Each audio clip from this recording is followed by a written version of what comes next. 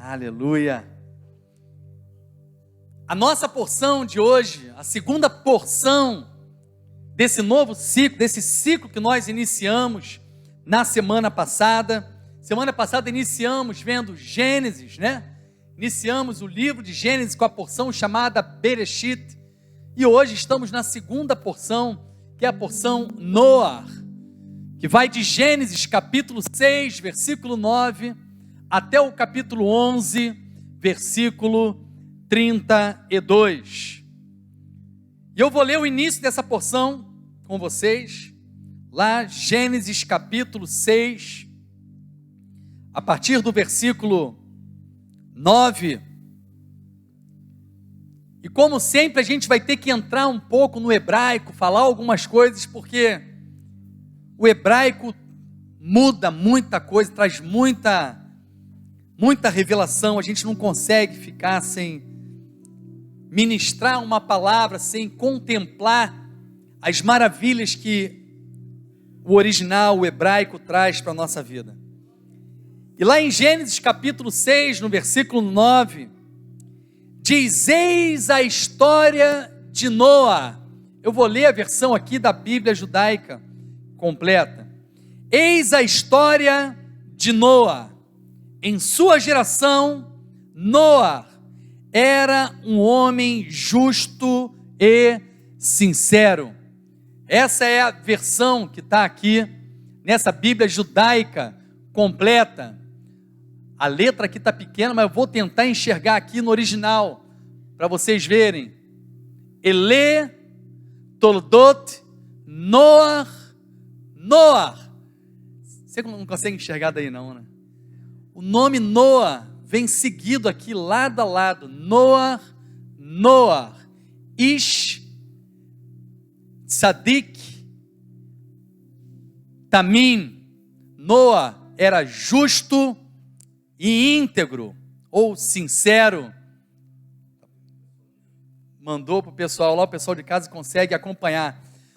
A primeira coisa que chama atenção quando a gente olha para o original é que você vê a palavra, o nome de Noa, seguido aqui duas vezes. Noa. E hoje a congregação Missão Bereshit foi presenteada. Vou falar aqui ao vivo. Fomos presenteados aqui, uma obra maravilhosa. Posso mostrar, não posso? Uma obra da Cris. Ela tem algumas pinturas, e tem uma delas que, quando eu olhei a primeira vez, eu falei: isso aqui fala de nascimento, né? Eu vejo um nascimento nessa pintura. E ela pegou essa tela, nessa imagem, e trouxe através do hebraico, as letras em hebraico. Então aqui eu trouxe duas, o nome de Noa, aqui para vocês. Noa, a letra Nun e a letra Het, com as imagens lá do quadro. E o que é interessante no nome de Noa é que, na verdade, essa porção, ela tem uma conexão muito grande com o início, a primeira porção, Bereshit. A palavra Bereshit, dentro de uma das interpretações de Bereshit, é que essa primeira letra, a letra Bet de Bereshit, ela representa o número 2, por ser a segunda letra do alfabeto, a letra Bet, 2.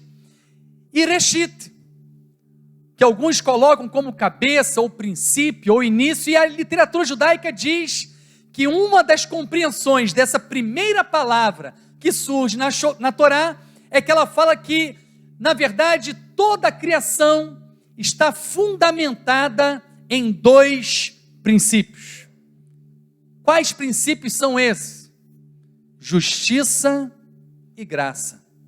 Justiça e misericórdia. E quando nós começamos a olhar para essa porção, a gente contemplou na primeira porção, a porção Bereshit, como que o Eterno tinha feito todas as coisas, e ali ele tinha comunhão com o homem. Ele andava, guarda essa palavra, ele andava com o homem. Diz que na viração do dia, ou no caminho do sol, no percurso do sol, ali naquele momento, no lugar de intimidade, que era o Gan Eden, ali a presença do Eterno vinha, e ali o homem caminhava, andava, símbolo da intimidade que o homem tinha com o Senhor. Quando a gente olha para o nome de Noa, como você vê ali, essas duas letrinhas, que vem repetida duas vezes, Noa, Noa. Chama a minha atenção porque a gente viu na semana passada que João, capítulo 1, vai nos levar a Gênesis capítulo 1. Nós vimos isso aqui, falando do princípio, era o verbo, e começa exatamente assim, Bereshit, no princípio. E quando a gente continua lendo João, no capítulo 1, depois eu volto aqui, João capítulo 1,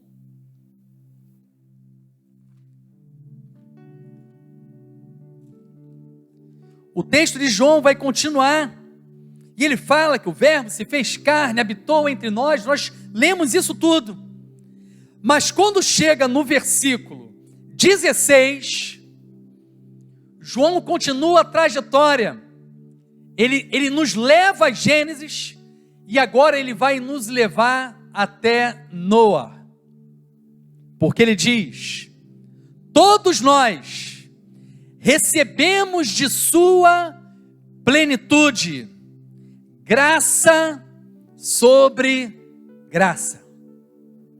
Graça, graça. A palavra graça surge duas vezes aqui também, lado a lado. Graça sobre graça. O que isso tem a ver com o texto de Noa? Por que eu estou dizendo que isso também me conecta a Noa? Que João veio falando de Bereshit, e agora ele vai te conectar à segunda porção, Noa. Porque o nome Noa, invertido,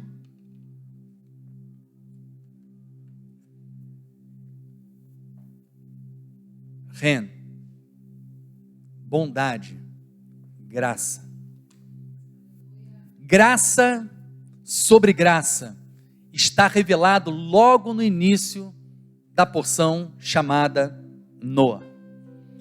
Naquele momento em que vai revelar que na verdade o mundo estava perdido em iniquidade, em pecado, afastado de Deus, afastado da presença de Deus. Naquele momento o Eterno vem manifestar a sua graça. Diferente do que nós pensamos, quando nós olhamos para o dilúvio e vemos ali um juízo tremendo, mas junto ali com o juízo estabelecido, nós temos também graça, a graça revelada, juízo e graça, justiça e graça. Nós falamos isso aqui constantemente, justiça e graça é a base, é o fundamento da criação, o sustento de todas as coisas criadas. Por isso que naquele momento ali, aonde havia uma desordem estabelecida por causa do pecado do homem, o Eterno se volta novamente a cada um de nós, a criação, e ele vem estabelecer novamente os dois fundamentos: justiça, juízo e graça, misericórdia.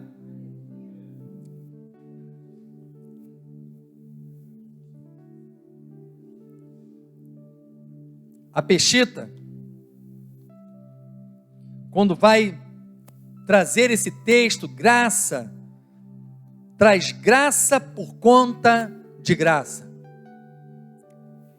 E aí tem um comentário aqui, nessa Peshita do Tzadok, e o comentário é: o Mashiach veio para dar graça por conta de graça, isto é, uma graça abundante para todos aqueles que o seguem, todos aqueles que caminham com ele, recebem da graça, graça àquele que o segue, graça àquele que caminha com ele. E diz ainda, lecionam os rabinos, que o Eterno criou o mundo, olha o que eu falei, e o sustenta com dois atributos, o da justiça e o da misericórdia ou graça.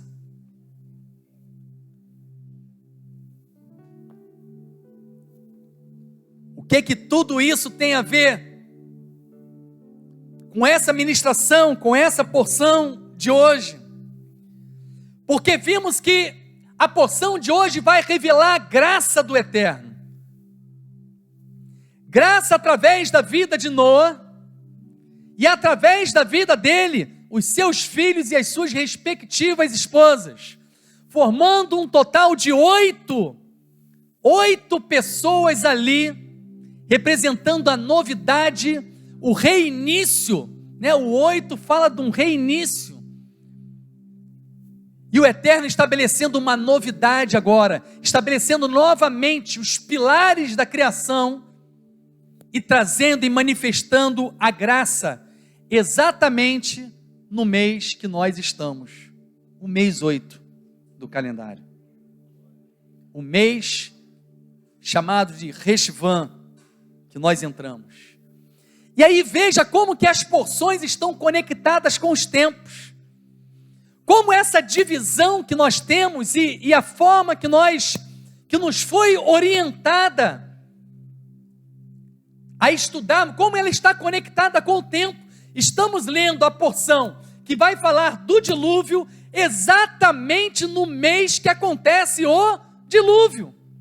Por isso um mês também chamado de Bul, lá em 1 Reis, vai chamar de Bul ou Marbul, que fala do dilúvio, que teria iniciado as chuvas em 17 desse mês, do 8º mês do calendário. Graça sobre graça. E o interessante, quando a gente começa a contemplar essa manifestação da graça, e ontem mesmo um amigo comentando, eu nem entrei no assunto, mas ele soltou assim, não, mas não tem como, lei e graça.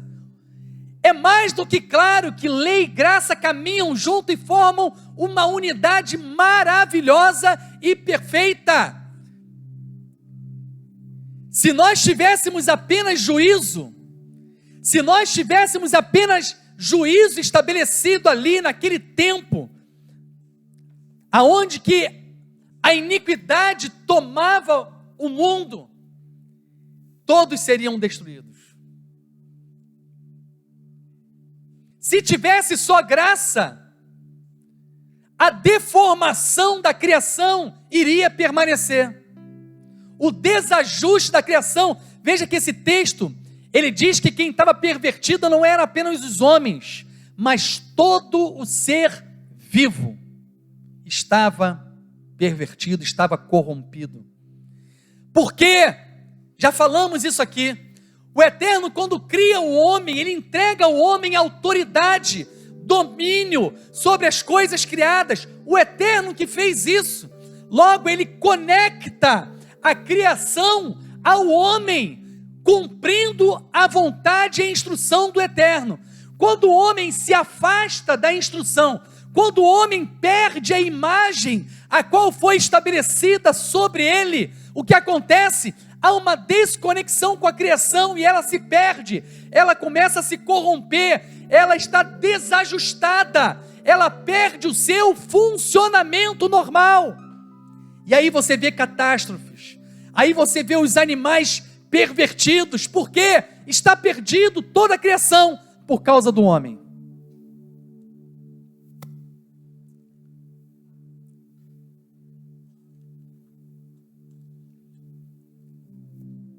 E aí o texto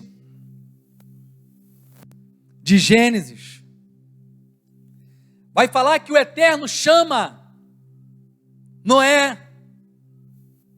Vamos voltar ao texto, Gênesis capítulo 6.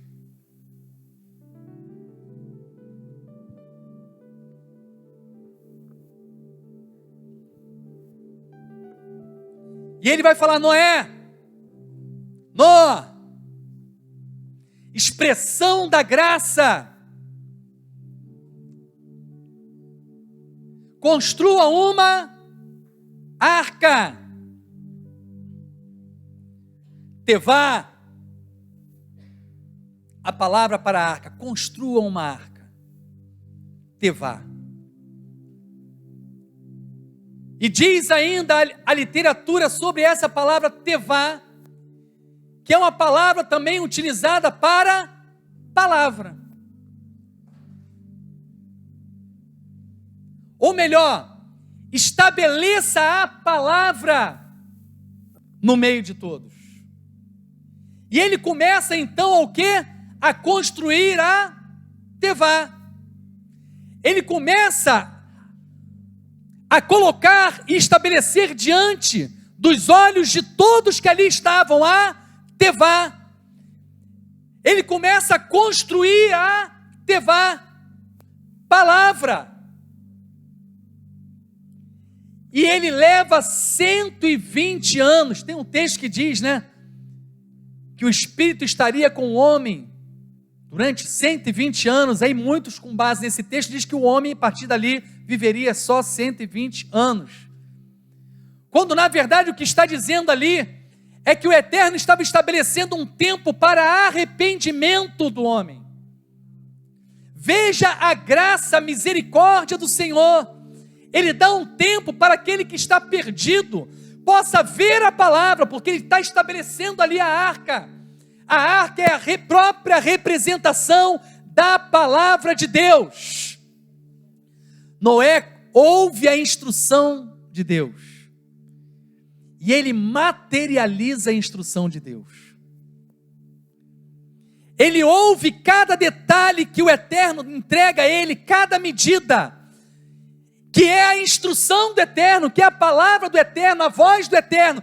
E ao ouvir a voz do Eterno, ele torna aquela palavra real, viva, física, materializa a palavra. Isso é fazer com que a palavra seja vista, e uma vez vista, está dando agora o caminho para que aqueles que ali estão conheçam a verdade. Meu amigo, o Senhor tem entregue a você a sua palavra, a palavra dele. E é a mesma forma que chegou aos ouvidos de Noé. Ele vem até cada um de nós e traz a instrução, porque nós hoje estamos construindo arca. Um caminho de salvação. Um tempo, uma possibilidade dentro da graça do Eterno, para que todos possam ver, através da materialização da instrução de Deus na sua vida, possam ver, contemplar e saber que há salvação. Há salvação. E a salvação está na Tevá, na palavra. Não há outro lugar, não há salvação em outro lugar, fora da Tevá, fora da arca, a morte.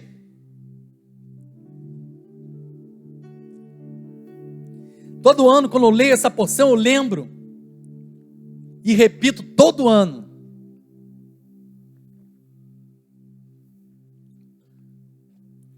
uma frase que eu ouvi um tempo atrás de um pastor. Tiago está lá. Tiago ouve essa frase todo ano. Que o pastor falou: dentro da arca tem animais, tem cheiro ruim, tem todo tipo de animais que você pode imaginar. Uns gritam demais, outros são calados demais, uns se movimentam de noite, outros querem dormir de noite. Imagina, eu querendo dormir, você é a sua hora é, você é o animal da noite, e fazendo barulho, peraí, fica quieto, imagina. Mas com tudo isso, com todo o cheiro, com tudo que você pode imaginar que possa ser desagradável, a vida estava ali dentro. Lá fora tinha morte.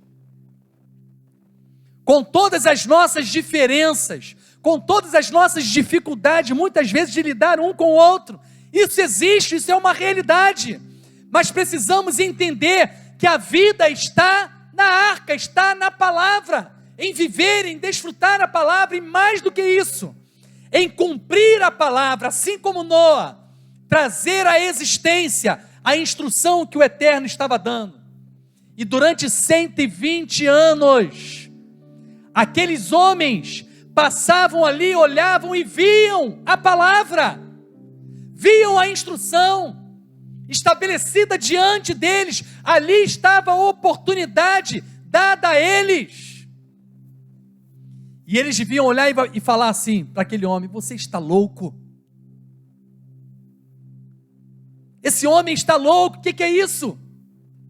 Assim como viram para muitos de nós e dizem: loucura o que eles fazem, loucura essa instrução que eles estão trazendo à realidade, que eles estão aplicando à vida deles, loucura, isso está ultrapassado. Tem uma história na literatura, o Pequeno Midrash,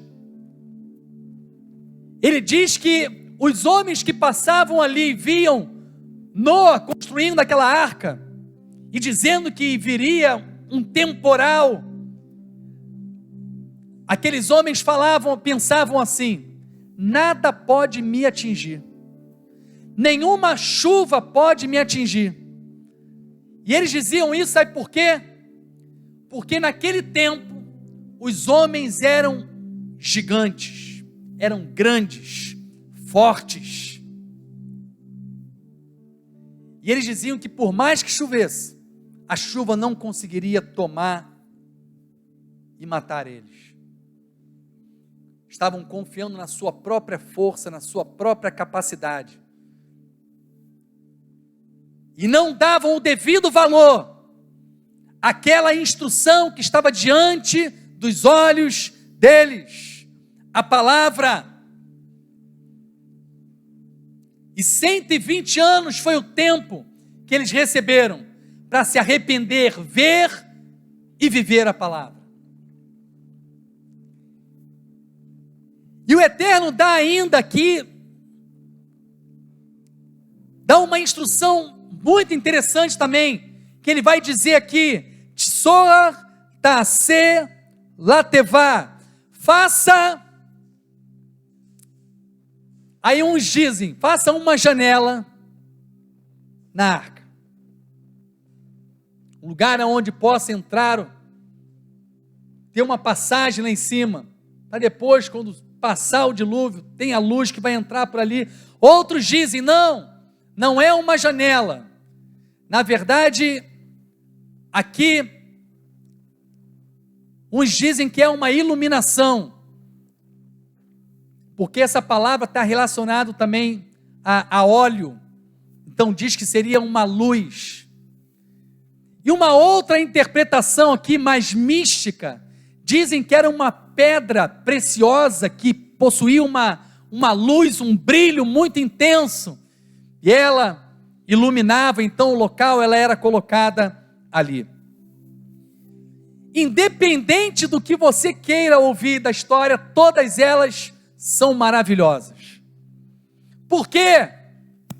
Se eu tenho uma janela, se eu tenho ali uma abertura, aonde eu posso olhar e contemplar o céu, eu sei que a minha esperança, o meu foco está naquilo que vem do alto.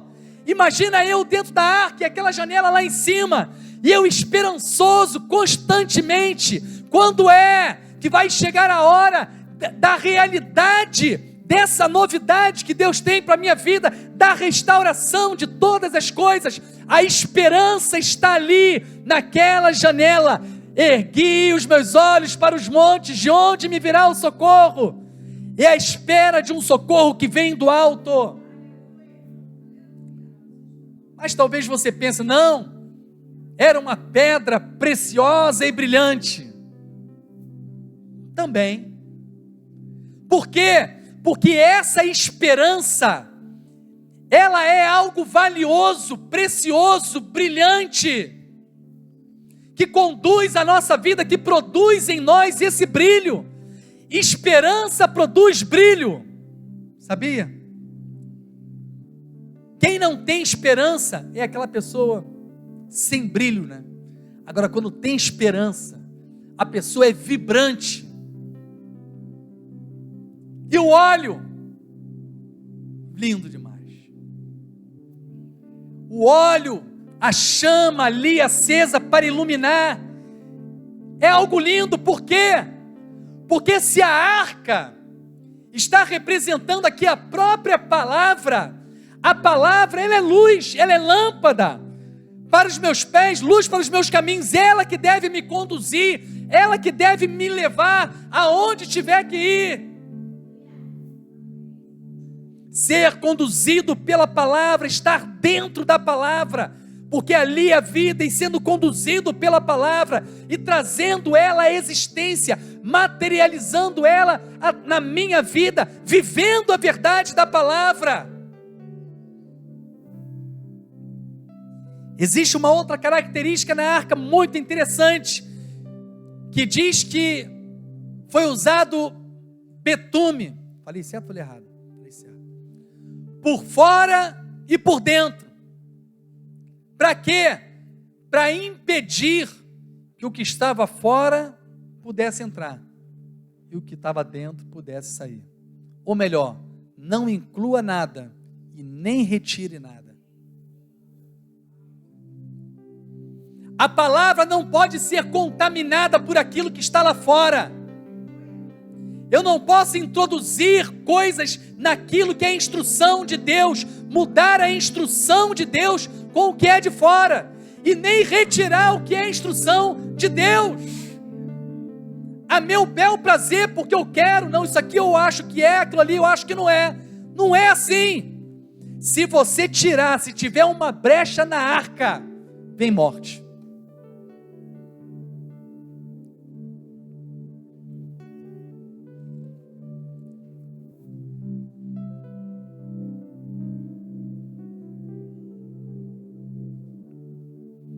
O óleo nos fala do Espírito,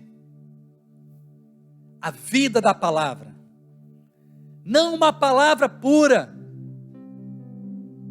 E a gente lembra daquele texto que muitos usam: a palavra mata, mas o Espírito vivifica. A pessoa fala aquilo, né? Para quem estuda então, né? Quem se dedica ao estudo, a pessoa fala: ih, irmão, palavra mata, irmão, Espírito vivifica. Sabe nada, coitado. O que o texto está dizendo é que não, a palavra pura, somente o intelecto, isso mata. O que você tem que ter é a vida, e a vida nada mais é do que viver a realidade daquilo que você está recebendo no intelecto. É a vida daquilo que chegou até você como conhecimento, não conhecimento morto, estático, parado na sua mente, mas aquilo que se transforma em realidade, trazer à existência a arca. Esse é o Espírito, é a vida da palavra. O óleo. E aí diz o comentário, Skune, a palavra tsor também pode ser traduzida como óleo, uma derivação da palavra itchar, ou seja, Noar iluminou a arca com lamparinas a óleo. E o que aconteceu depois do tempo? Veio o dilúvio, veio a chuva. Começou no dia 17 desse mês que nós estamos. E aí lá no capítulo 7, no versículo 18, diz que a água transbordou sobre a terra e tornou-se profunda até a arca começar a flutuar sobre a superfície da água. Até que a arca começou a flutuar sobre a superfície da água. Antes tem uma questão interessante. Essa palavra utilizada aqui para arca, tevá, ela só é utilizada 2 vezes. Uma aqui nesse texto e a outra quando vai falar do cestinho de Moshe. também era como uma arca, guardando a vida, protegendo a vida. Isso é graça. Por que a palavra graça é escrita dessa forma? Porque a letra Het, vou usar aqui, a letra Het é cerca, aquilo que cerca, que protege, que guarda. E a letra Nun é vida. Graça é algo que guarda, protege a vida. Olha a arca. Olha a palavra. Uma vez vivida. Isso é caminhar com a palavra.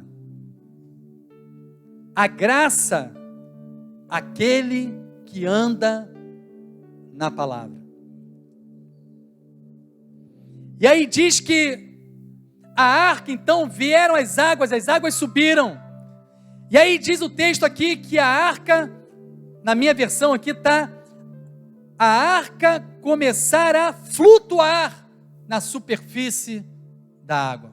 Tem alguém com alguma versão diferente? Sua diz? A arca andava. Estranho, né? A arca anda? Tem outra versão? Oi? Não entendi. Pagava.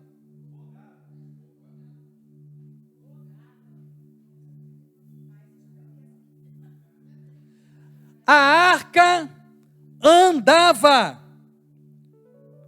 Vateler andou sobre as águas.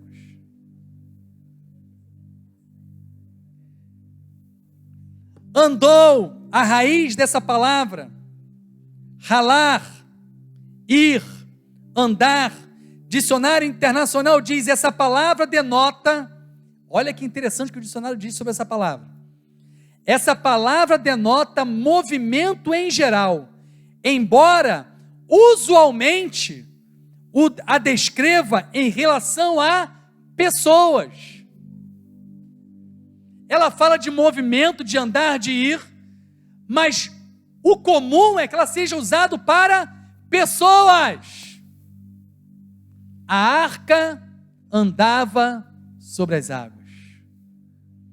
O que estava guardando Noé e a sua família era uma pessoa que andava, representava uma pessoa que andava sobre as águas.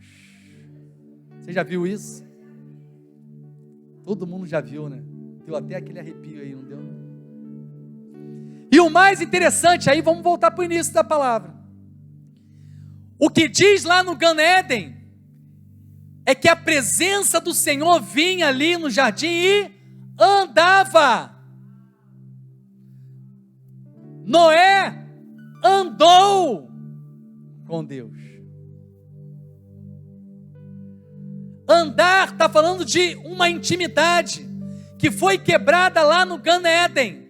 E agora aqui, com Noé, o Senhor vem restaurar essa intimidade, vem trazer o homem a andar novamente com a palavra. E lá João começa dizendo que quem era a palavra? Yeshua. Ele era o verbo estava com Deus, o verbo era com Deus, e ele se fez carne, habitou entre nós. Ele estava revelado ali naquele tempo através da figura da arca. E depois, lá, Mateus,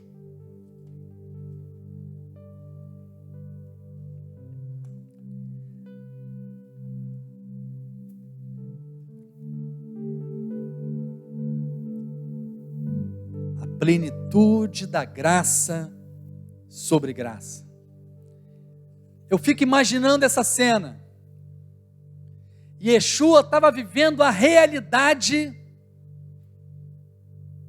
desse texto, dessa porção chamada Noa.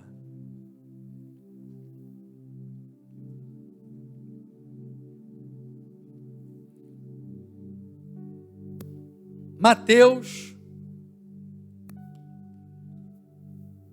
capítulo 14, a partir do versículo 22. Logo em seguida, Yeshua insistiu com os talmidim para que entrassem no barco e fossem adiante dele para o outro lado, enquanto ele despedia a multidão.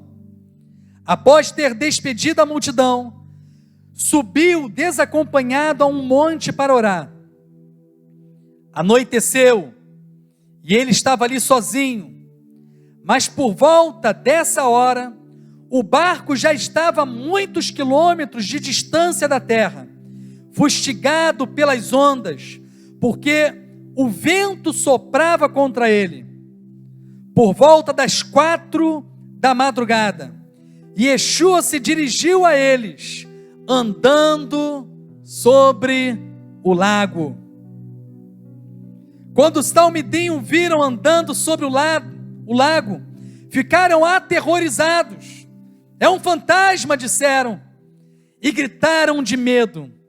Mas Yeshua lhes disse imediatamente: coragem, sou eu, parem de sentir medo. Então Quefa o chamou: Senhor, se for você mesmo, diga-me, para eu o encontrar sobre as águas. Venha, ele disse. Então Quefa saiu do barco, andou sobre as águas e foi na direção de Yeshua. Mas quando sentiu o vento, ficou com medo. E assim que começou a afundar, gritou: Senhor, salva-me! Yeshua estendeu a mão imediatamente, segurou-o e lhe disse: quão pouca confiança, por que você duvidou? Quando entraram no barco, o vento cessou. Então os que estavam no barco se prostraram diante dele, dizendo: você é realmente o Filho de Deus. Tevá, Yeshua, andando sobre as águas, assim como lá estava a arca, andando sobre as águas. E aqui Pedro vem e fala, diz que eles ficaram atemorizados com aquela cena. Eles não estão acostumados com aquele nível de intimidade, de andar com o Senhor, aquele caminhar, aquele andar.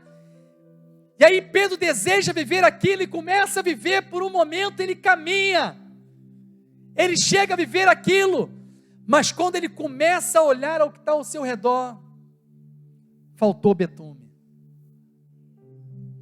Ele deixou o que é externo afetar a vida dele, a caminhada dele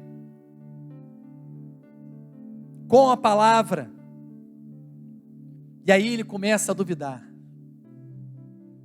começa a colocar em dúvida a palavra. E aí o que acontece? Afunda, caminho de morte. Assim como aqueles afundaram porque não estavam na arca, porque não confiavam, porque não estavam na instrução, porque duvidaram do que o Senhor falou, e duvidaram porque estavam confiando no que estava do lado de fora, na sua força, na sua capacidade, no fato de não ter havido até então chuva, naquela dimensão, naquela proporção.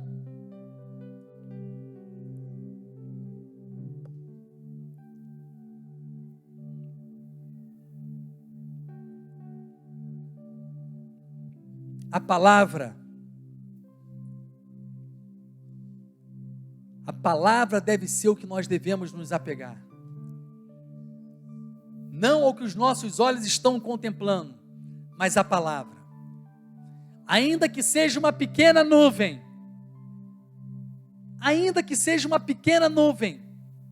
nela eu estou confiante. Ainda que a instrução do Senhor esteja fundamentada em algo que parece quase impossível, a certeza está na palavra. Assim como nesse tempo, e nós falamos aqui, que o povo de Israel tinha acabado de viver Sucot, mês passado. Clamaram por salvação, clamaram por chuva. E podia o céu estar sem nenhuma nuvem. Eles imediatamente voltavam para a tua terra, o mais distante, e só iam depois orar pelo derramar da chuva a partir do dia 7 desse mês. Porque eles tinham certeza que a chuva ia vir. Então tinha que ter tempo para eles chegarem na terra deles. Por isso só começavam a orar no dia 7 de Reshvan. Eles tinham certeza na instrução, certeza naquilo que eles estavam vivendo. Isso é andar com Deus. Andar, não existe andar com Deus sem a realidade da palavra. Não existe andar com Deus sem a arca, sem o trazer a realidade à palavra. Aqui está a manifestação da graça. Não há graça sem palavra. Precisamos viver esse caminhar. Precisamos construir a arca. Trazer a instrução do Eterno, a realidade na nossa vida. Isso é andar com Deus. Então você vai virar para a pessoa do seu lado, você vai falar com ela, você foi chamada para andar com Deus. Ele estabeleceu esse novo caminho, de nós andarmos com Ele novamente, o caminho do Éden. O caminho da realidade do Éden foi restaurado através da obra de Yeshua, o Mashiach. E Ele está falando para você, Pedro, vem e anda sobre as águas. Aqui está a palavra, é ela que vai te manter sobre as águas, sobre o dilúvio, sobre o decreto de morte. É ela que vai te manter guardado em vida. É isso que guarda a sua vida. Amém? Shabbat Shalom. Que o Senhor abençoe a sua vida em nome de Yeshua, o Mashiach. Amém e amém. Amém. Glória a Deus.